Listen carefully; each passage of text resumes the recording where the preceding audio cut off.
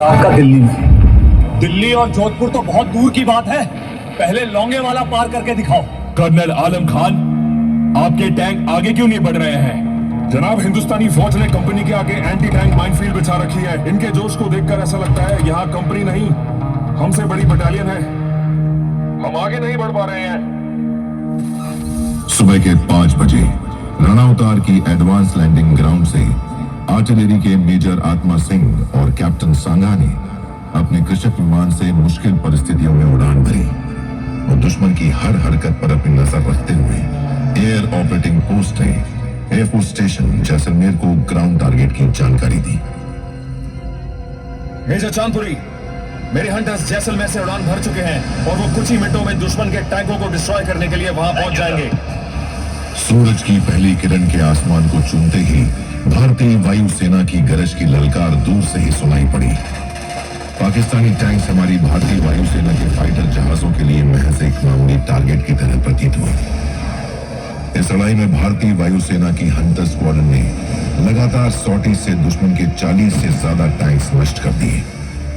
सुबह के 10:30 बजे भारी तबाही के बाद भी पाकिस्तान लौंगेवाला पर कब्जा करने का ख्वाब देख रहा था और अपनी साजिश के तहत उसने अब दक्षिण की तरफ से लौंगेवाला पोस्ट पर फिर से हमला कर दिया।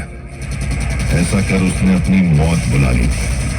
लौंगेवाला पोस्ट की सुरक्षा की जिम्मेदारी अब लेफ्टिनेंट कर्नल A.S. गरेवाल की कमांड वाली 17 राजपूताना राइफल्स की डेल्टा कंपनी, 20 लांसर्स की ट्रूप और 170 फील्ड रेजिमेंट के आर्टिलरी से रीइंफोर्स कर दी गई। 20 लांसर्स के ट्रूप लीडर दफेदार हरबीर सिंह ने यहां अपनी जान की परवाह ना करते हुए अकेले ही दुश्मन के 2 टैंकों को बर्बाद कर उनका मनोबल तोड़ दिया।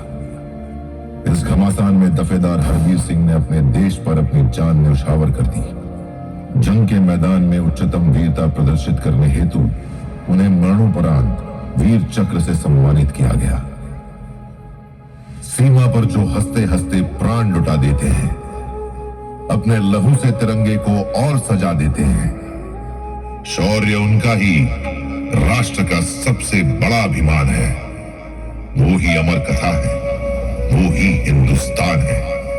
1971 की लौंगेवाला की लड़ाई में पाकिस्तान को भारी नुकसान पहुंचा। हमने दुश्मन के तमाम टैंकों और हथियारों को बर्बाद कर उसकी कमर पूरी तरह तोड़ दी और अब दुश्मन की बची हुई ताकत को पूरी तरह खत्म करने का काम BP 638 के एरिया में 30 इन्फेंट्री ब्रिगेड के कमांड में 13 कुमाऊं और 6 इंडिपेंडेंट आर्मर्ड स्क्वाड्रन को दिया गया। भारतीय सेना के इस हमले से बुरी तरह घबराकर पाकिस्तानी सेना की आर्टिलरी ने अंधाधुंध गोले बरसाने शुरू कर दिए, लेकिन हिंदुस्तान की 6 इंडिपेंडेंट आर्मर्ड स्क्वाड्रन ने दुश्मन को भारी नुकसान पहुंचाया और 13 कुमाऊं ने लगातार हमले जारी रखे। इसके साथ 168 फील्ड रेजिमेंट ने BP 638 के बंकरों में छुपे पाकिस्तानियों पर सटीक गोले बरसाए और दुश्मन के हौसले पस्त कर दिए। 13 कुमाऊं के डेल्टा कंपनी के नेतृत्व के लिए मेजर D.S.